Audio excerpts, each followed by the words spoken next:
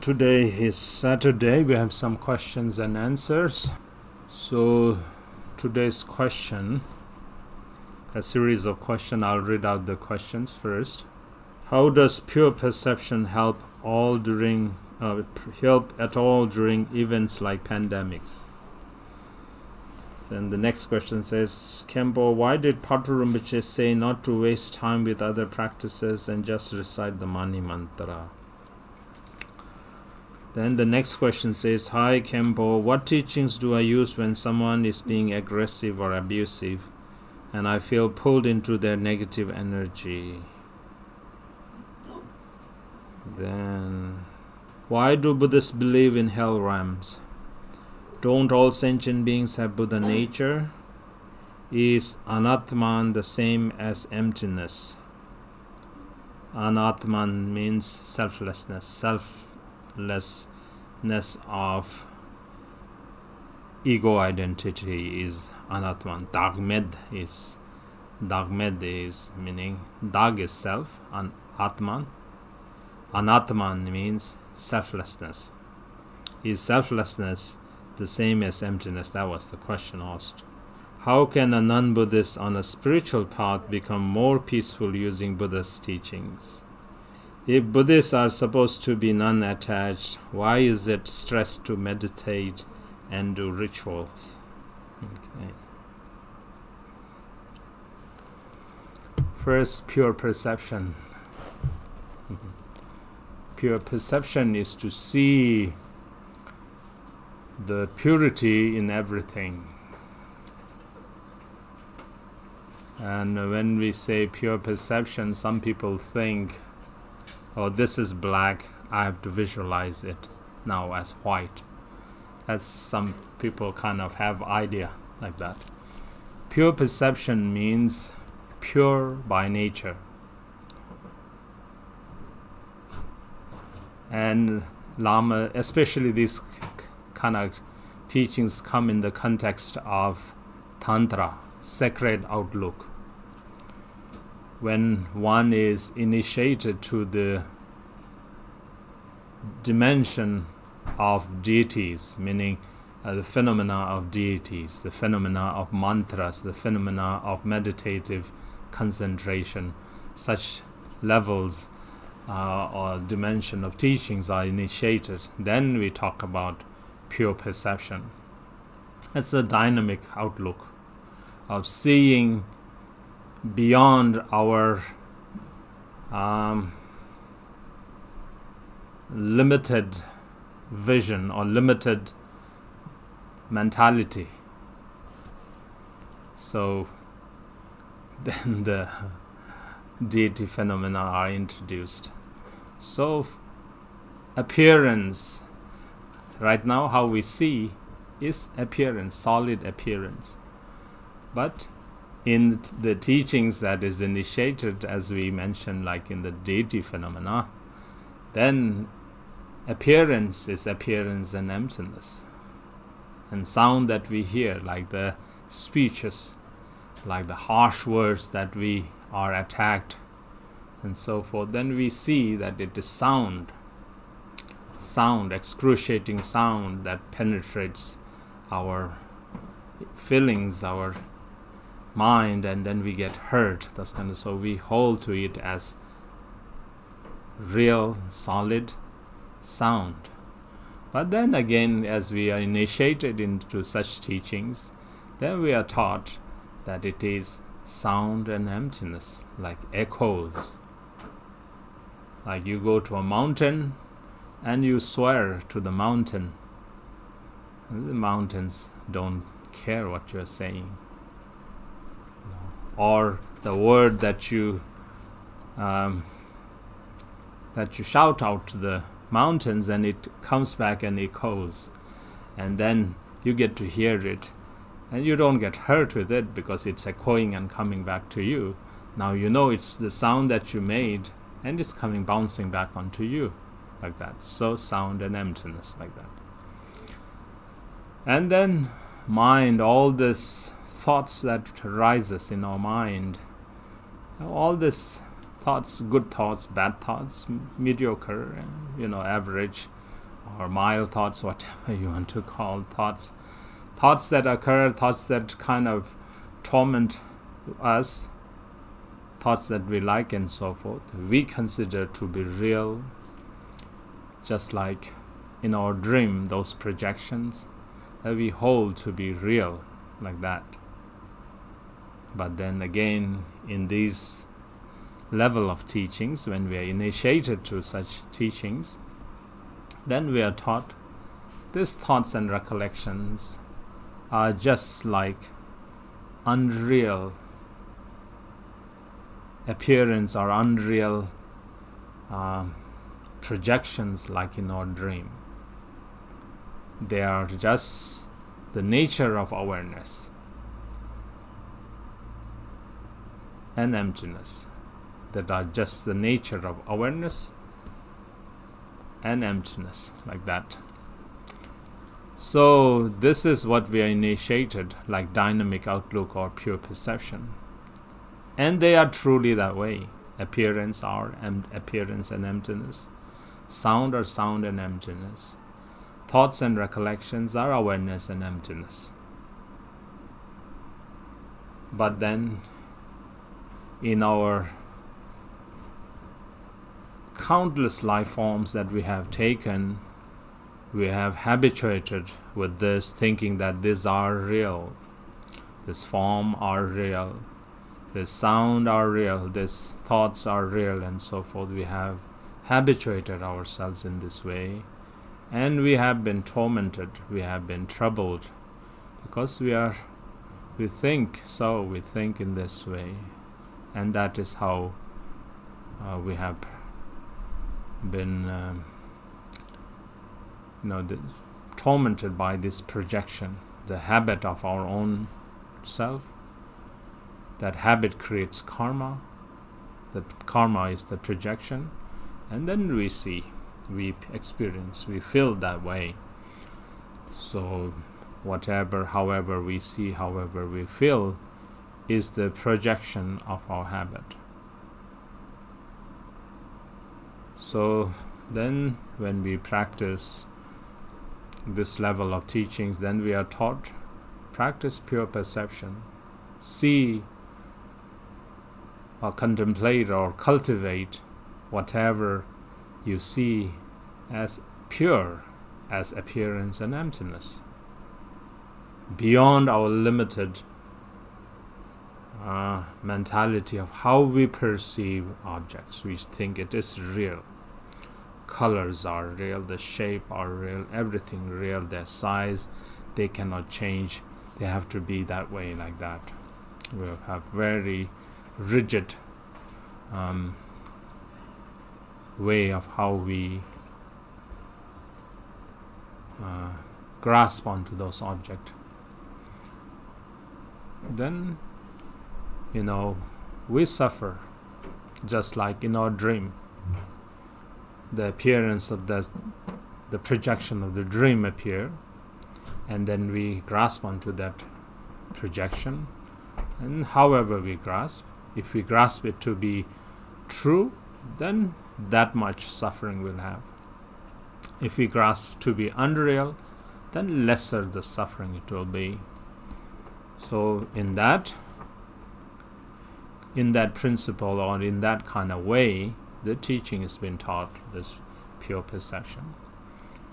So it is not like, think of that black thing as white. That isn't the case here. We are talking about whatever we perceive, whatever we hear, whatever we think, are in their true nature pure. So try to cultivate that purity. Always think beyond your limited judgment, your limited perception. So that is what it is meant by pure perception.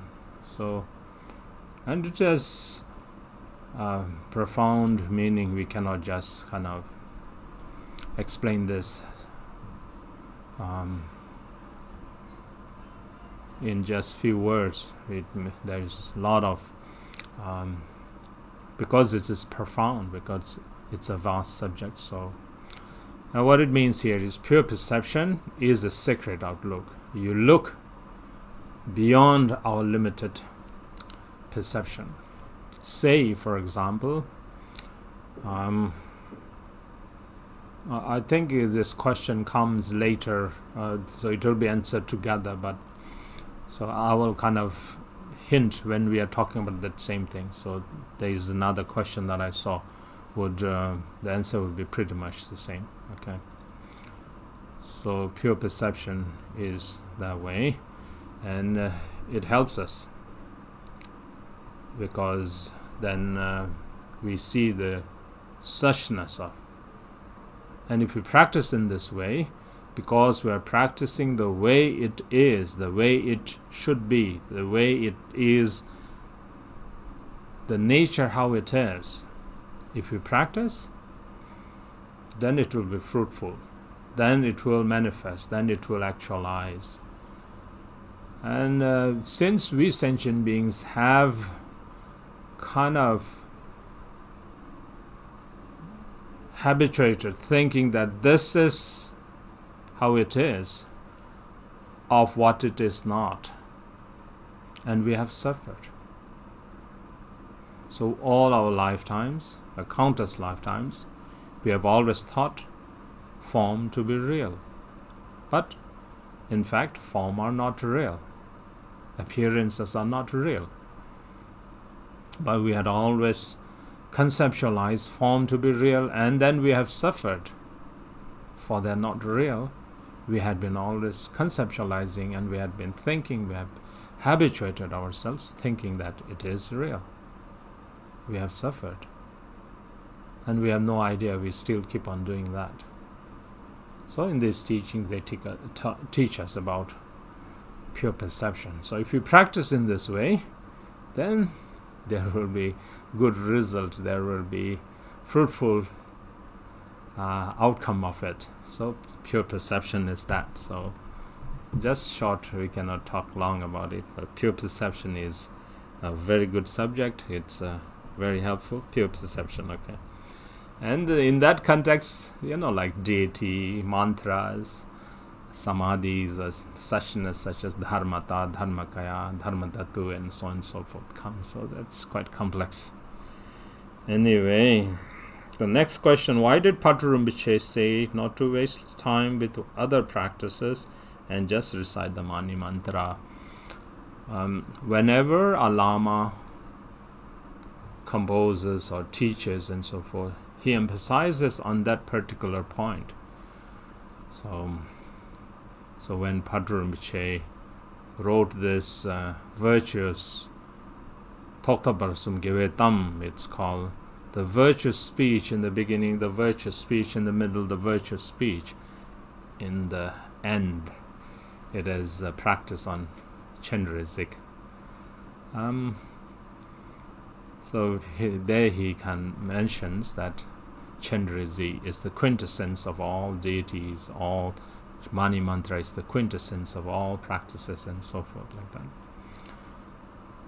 It does not mean that Patrul Rinpoche did not teach other kind of teachings. So for those who are like mainstream practitioners, then having taken preliminary practices, Patrul Rinpoche gave the main phase teachings on creation, completion, great completion, and so forth.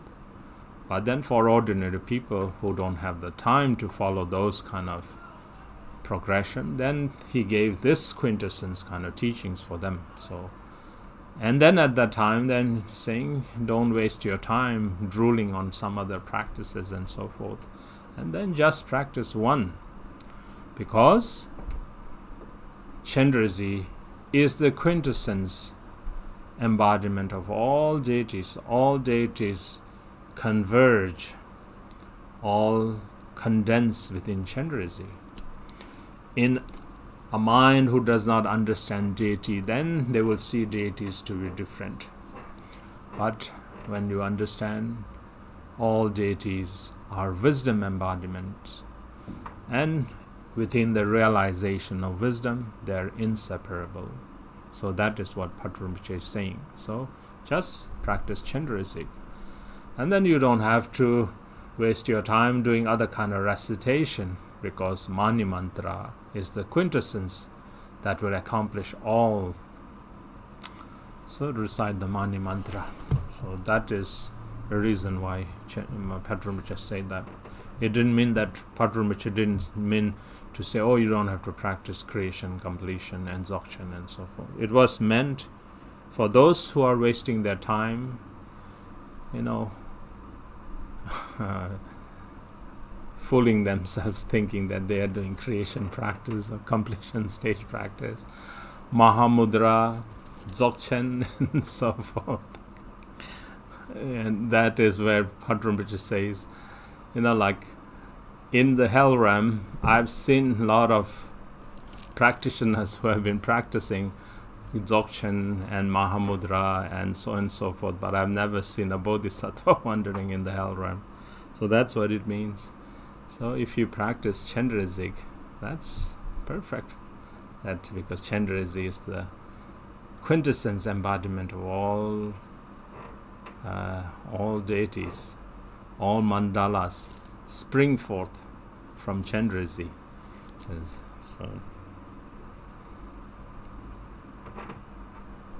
And then Mani Mantra is, when you recite Mani Mantra, all mantras are subsumed within that mantra. So there is nothing left out. The next question says, Khenpo, what teachings do I use when someone is being aggressive or abusive and feel pulled into their negative energy? Compassion, great compassion. That's the Buddha's prescription. No other practice. No practice of any worldly skills do you need to practice compassion. So you just meditate. And whatever you hear that other person cursing you, like, swearing or what you say, cursing, all the blames and so forth. Remember the story of Buddha Shakyamuni sitting on that, he sat on the kusha grass. The kusha grass is like, you see those kusha plants? Kusha grass, that was the seat he had. He didn't have like lofty cushions or those kind of nice cushions like we use right now. He just had on top of a flat rock or like a tree, he had few stalks of kusha grass, and he sat there, and then he vowed, like, even if my flesh and bone fall apart, I will not rise from this state until I achieve realization. That was the vow he made. And then now you have this battle between Mara. Mara is sending Mara's emanation, Mara's army, hordes of, they're shooting arrows of hatred toward Shakyamuni, who is sitting there in Samadhi. And then nothing disturbs Shakyamuni, Siddhartha, let's say, Siddhartha. At this particular point, he's Siddhartha. He hasn't attained fully Buddhahood, because he's still in Samadhi to realize the true nature. So he's still there. And Maras and all the armies of Maras are shooting arrows of hatred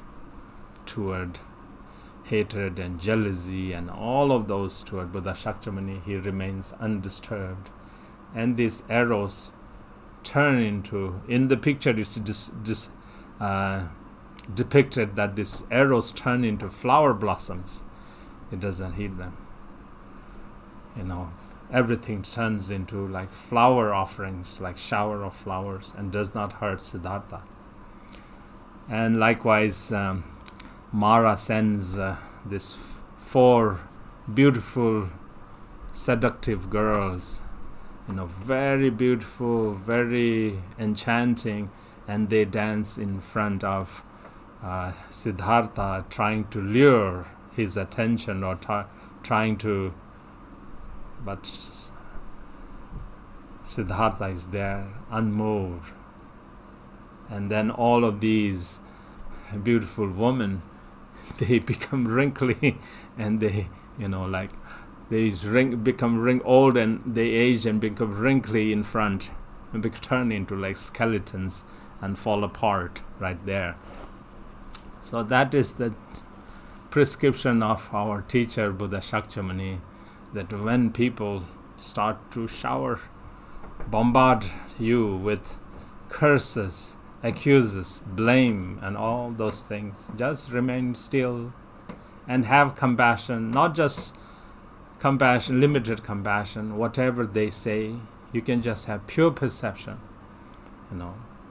or you can have pure perception of yourself, like what I'm hearing is because of my own impure mind. I need to purify my mind. When my mind becomes pure, nothing will be impure anymore. So think like that, and then strive, just kind of, work hard and be very be very serious, focused on that one, never letting go of that one. Just like Buddha Shakyamuni, he said, like, even if my bones and flesh fall apart, until I realize the true nature, I'm not going to move from here. So like that, until you see the true nature of their curses being just, like we told earlier, echoes, sound and emptiness. You have no reference to what they are talking about. It's just, you don't hold to those words as real. Just sound and emptiness. And in your mind, you are now raging. You are now kind of, boiling, becoming very hot. And your expression, your face is turning red, bloodshot eyes, and you're trembling and so forth. At that time, then just rest. Think of Chenrezig, think of Buddha, think of Guru Rinpoche, think of Mother Tara, like that. And then you will just see these are just awareness and emptiness. And that's the way to deal. So other than that, all other worldly attempts will fail. We don't need to take them to court. We don't need to justify what they said or what we heard and so forth. Just be peaceful and do that. And they say, I feel pulled into their negative energy. Yes, don't let their negative energy stain you. Just be pure. Just be the light. And then the darkness cannot touch. When there is light, darkness can never take over the light. So like that. As long as you have that awareness of the Buddha's teachings, great compassion, skill, wisdom, if you have that, then nothing can stain you, nothing can disturb you. And their negativities are impermanent, their negativities are not powerful. However powerful the darkness may be, it can never fight with light. When there is light, light will always dispel darkness. Okay. Why do Buddhists believe in hell realms? Buddhists believe in hell realms. Buddhists believe in hell realms because Buddhists believe in mind. Buddhists believe in mind. Everybody believes in mind. It's not just Buddhists. Everyone believes in mind. And mind can project so many different projections. Goodness, bad, and so forth like that. So hell realm is a projection of the negativity of mind. We're not talking about someone constructed, someone commissioned hell realm. in the Chandrakriti, not Chandrakriti,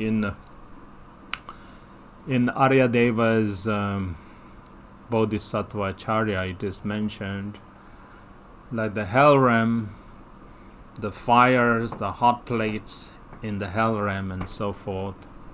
Who created that?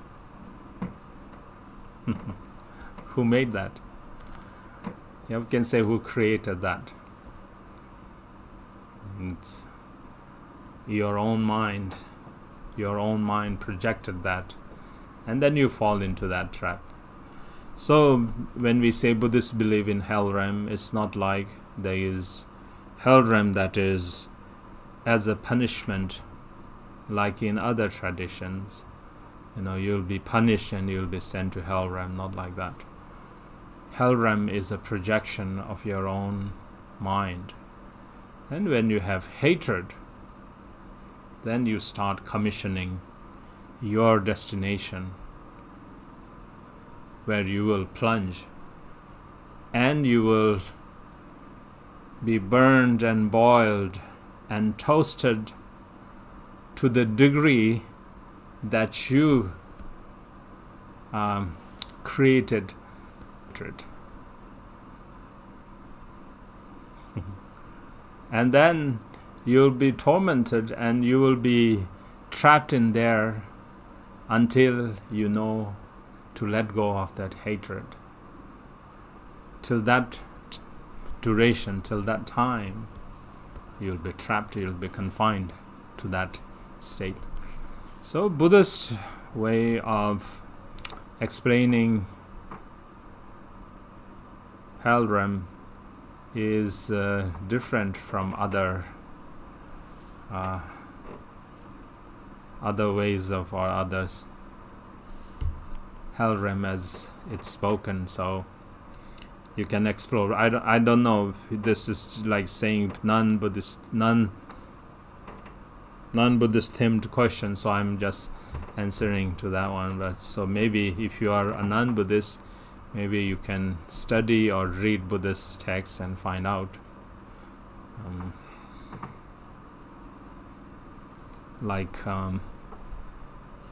I think for Westerners, there is this book called Myth of Freedom by Chogyam Trungpa Rinpoche, who is a very great Tibetan Lama one of the first Tibetan Lamas who came to the West and taught Westerners, and then he understood the mentality of Western mind, and then he taught from their perspective. So you can read that one.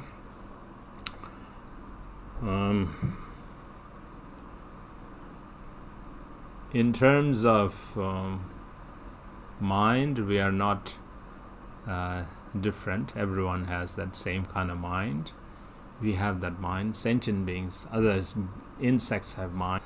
So in terms of mind, we are very much same. We feel, when someone hurts us, we feel the pain. Likewise, when we hurt animals or birds and so forth, they hurt too. And when someone treats us nice, we feel happy. Likewise, when we treat animals, birds and so forth, they feel happy. That kind of mindset is there for everybody. But the mentality is slightly different. So Asians have their mentality, Westerners have their mentality, because mentality is kind of cultural and how they were educated. And of course, they also have from their previous lifetimes and so forth. So anyway, so all sentient beings have Buddha nature. Yes. All sentient beings have Buddha nature. That is actually taught in the third turning of the wheel of Dharma. It is not taught at an early stage. At an early stage, Buddha talks about suffering, the cause of suffering, the freedom from suffering, and how to achieve the freedom of suffering like that. And then again, people kind of bring their own habitual pattern in their path, and they get caught in that, and they start to get caught in that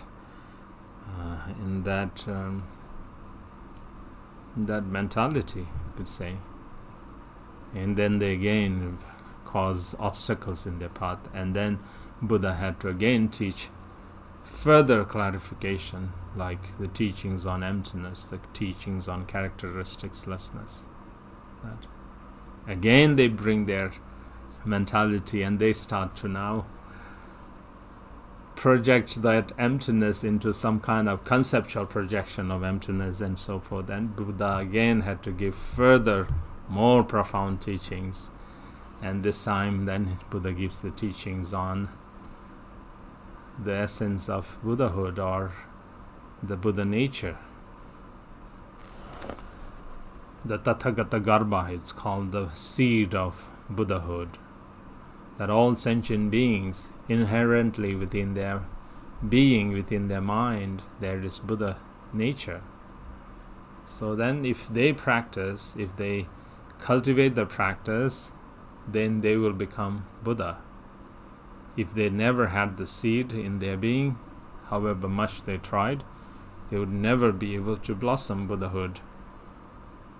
Just like the example, if you squeeze sesame seed, you'll get oil, because there is all potential in the sesame seed. But if you squeeze sand, you'll never get oil, because it has no potential for oil. So similar to that example, that all sentient beings have Buddha potential. And then if they practice, they can actualize, they can bring forth Buddhahood. So yes, all sentient beings have Buddha nature.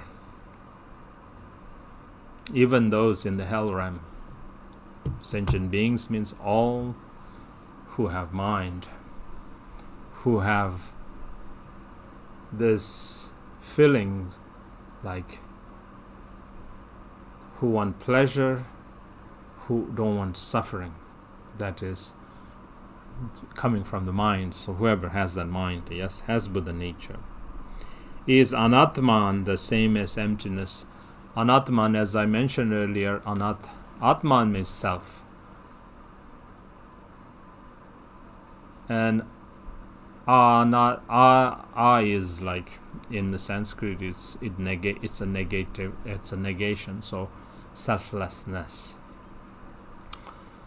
Selflessness, there are two ways of selflessness. One is the selflessness of ego. Another is the selflessness of phenomena. So right now we think I am I here, and all that is external is outside there, or all others are external, like that. So then this one we see as we have form, like we have body and our feeling and so on and so forth, like that, our senses, our consciousness and so forth, so like that. So that one is considered as a personal self. And whatever is outside, that is called the phenomenal self, elements, earth, water, wind, fire, space, and so forth, as phenomenal self. So then the true nature of this one is how they truly are. And then what we think as like this personal self, we think we are, but we go on through so many life forms. And then there is this habit of ours that onto a collective aggregate. For example, when we observe a bacteria, or when we look through some kind of microscope, and then we see, maybe one will argue that there is form, there is like a body, there's a form, and then in that form, is there mind or not? Do they like, do they don't like? If they have that feeling of liking and not liking, disliking, and then surely there is a mindset. something they like, something they don't like. So they have mind. So then they have consciousness there. If there is consciousness, do they have feeling? Do they have feeling of like comfort and discomfort? Happy, unhappy feeling, like that. Then we have feeling there. And then do they have judgment? Do they have what is nice, what is not nice? What is good, what is not good? Do they have that? If they have that, then they should have some kind of perception.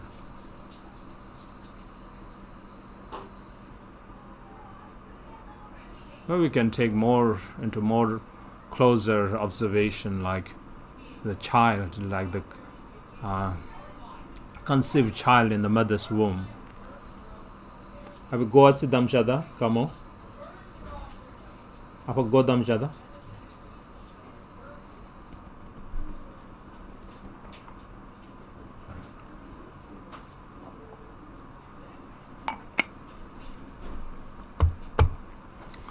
So, yeah. And then whoever conceptualizes that these aggregates are mine, this is my aggregate, this is my body, this is my consciousness, this is my feeling, this is my perception, this is my judgment, and so forth. That is the self-identity, that is the personal self.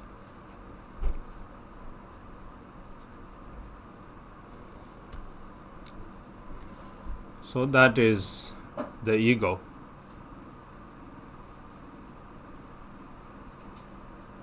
So, but the ego is actually a series of habit.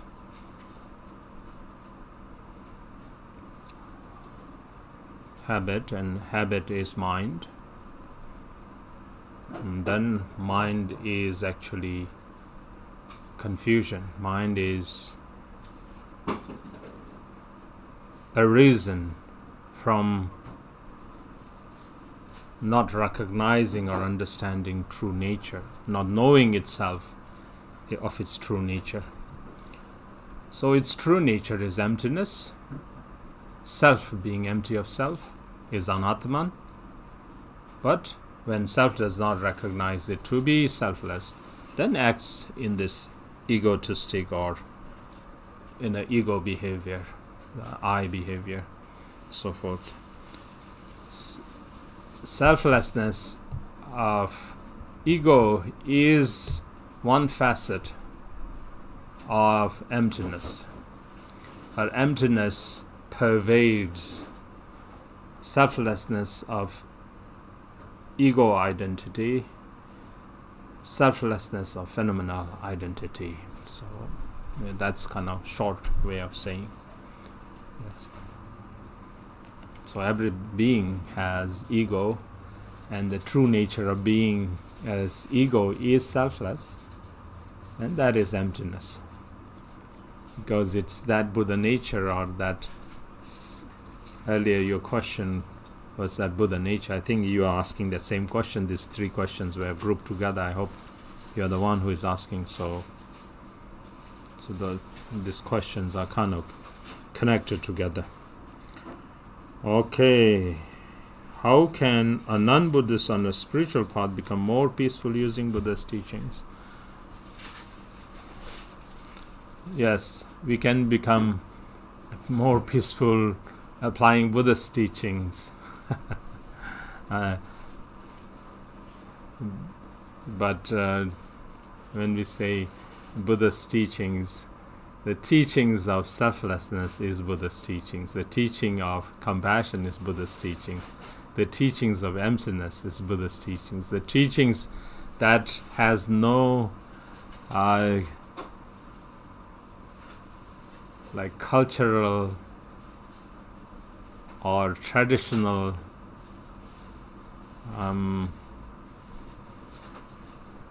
how would you say, like influence, cultural influence, conceptual influence, and so forth. These are the Buddha's teachings. And that will help, yes, if you use Buddha's teachings. If I want to become more peaceful and kind and so forth, I have to use Buddha's teachings, which is compassion, selflessness, and emptiness, which is wisdom. So I have to come up with, being less selfish, being more compassionate, being more wise, or saying here, being more having more skills of wisdom. So then whoever utilizes these three, less of selfishness, more of compassion, more of wisdom, will surely help. Anybody, it will help. Anybody who wants to use it. It's like, this glacier on this beautiful lake of pristine pure water. Whoever is thirsty can walk there and then drink it, will quench their thirst. Likewise, whoever wants to be peaceful, whoever wants to be free from suffering, then Buddha's teachings will surely benefit.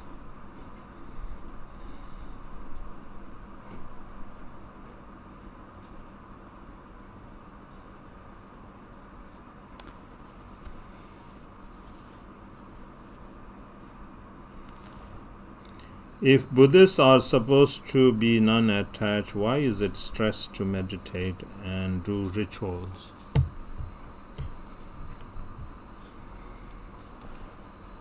What was that question? It says, if Buddhists are supposed to be non-attached. Non-attached, as mentioned earlier in that series of teachings that Buddha gave, like when he taught on the Four Noble Truths, I mentioned how beings brought their habits there. And this, when you bring your habits, those teachings don't work. It's not that the teachings are ineffective. It's because you have your own idea of those teachings.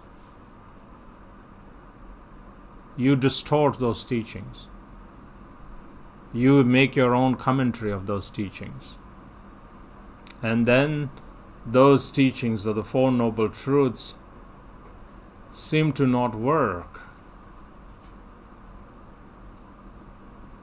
But in fact, if you are actually implementing correctly, they are surely going to work. Buddha is talking about true nature of reality. Reality like our dream-like reality, to that one thinking that it is real, we're going to suffer. Dream is not real. Your holding on to dream will last forever. Dream is not true, but you are thinking that dream is true. And then so long you don't understand the nature of the dream, you think that it is blissful. It is not blissful because you don't recognize the reality of the dream. And then Buddha is saying, look into that. Understand the nature of your projected reality like a dream is just the nature of suffering.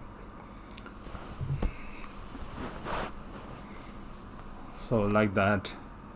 And then people bring their own habitual commentary on that one, and it doesn't work. And then don't bring your attachment there. We talk about attachment. And then we become very smart, we become very clever and cunning, just like, we easily find the loophole, or and we try to do that one. That's sentient, that's the smarty ego, like smart ego.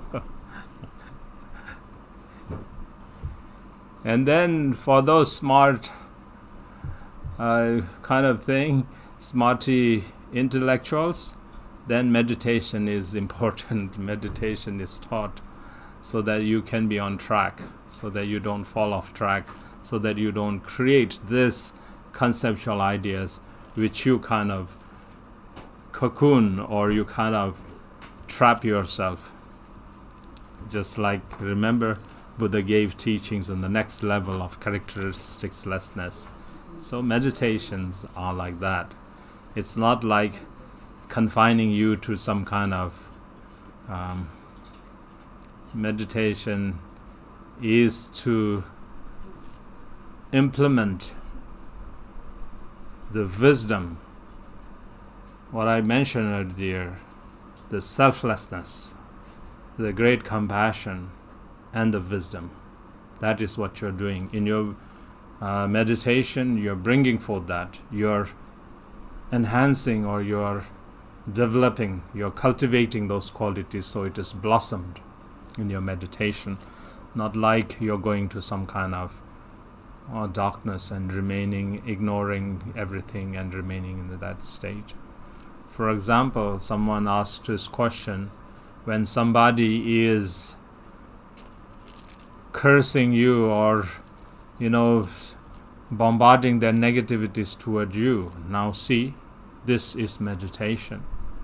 When you can remain in a state where you generate selflessness, great compassion toward those who are cursing you, who are blaming on you. You're generating your love, compassion, and then bringing forth the wisdom.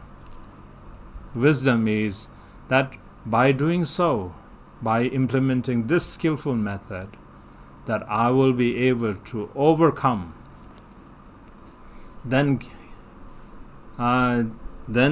achieve peace,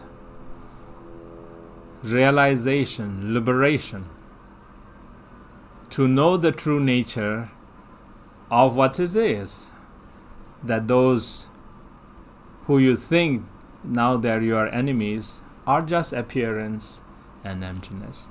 Their words, those harsh words, are nothing but just sound and emptiness, and their intentions, which you thought it's coming from a negative point of view, are just awareness and emptiness.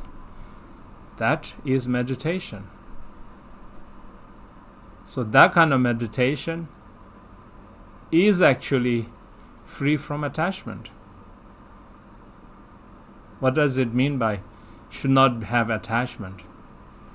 This is what it is. The practice of non-attachment is the implementation of what you heard of Buddha's teachings, what Buddha prescribed you. And when you put it into practice, that is called meditation. Other than that, there is no other kind of meditation. The New Age meditation. Close your eyes, gong, like the bell hits, then you think, you astral travel. Oh, you are transported to this beautiful realm, a beautiful sphere.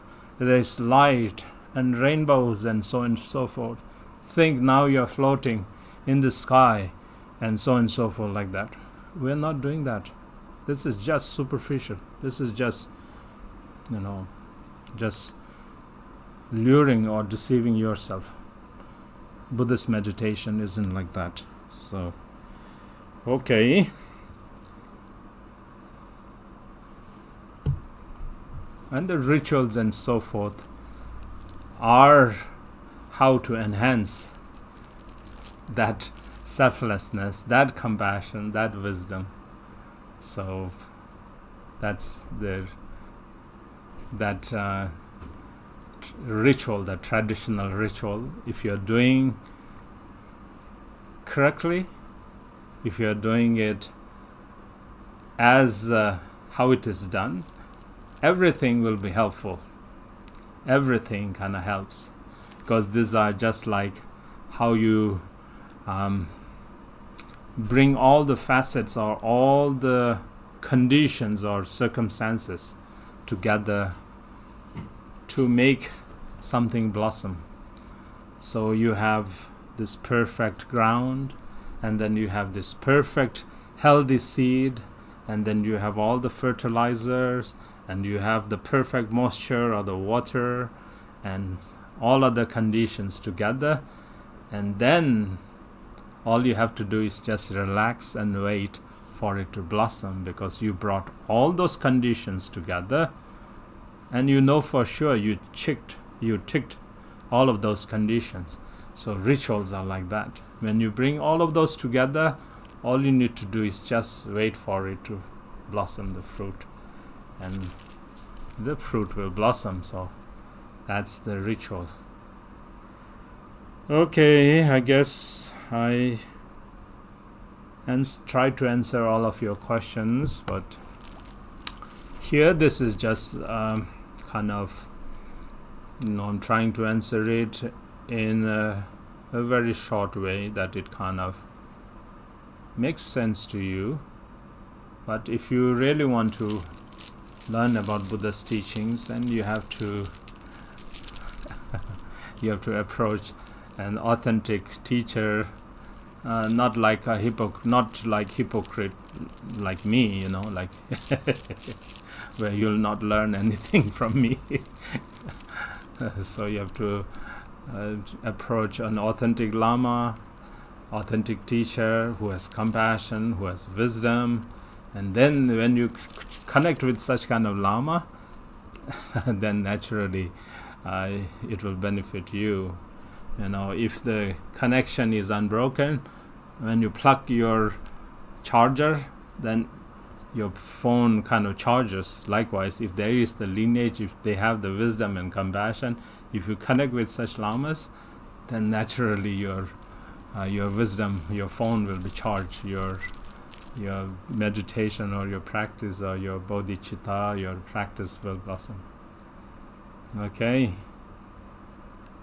Okay, everybody, stay well, take good care, and then keep practicing. Send your love and prayers to all sentient beings.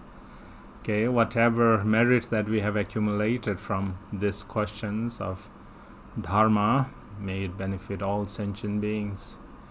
May it quell all of the troubles, all of the pandemic, all these viruses, all this confusion, all this turmoil, all this unrest, completely, that we will enjoy, just like how those beings in the fortunate eon, we say fortunate eon, completely endowed, where they just had to walk next to a tree and the tree would just blossom. You just had to stand next to a tree and you'd think about food, and food would be delivered. You had to think about water, and water would just. You had to think about clothes, and clothes were just.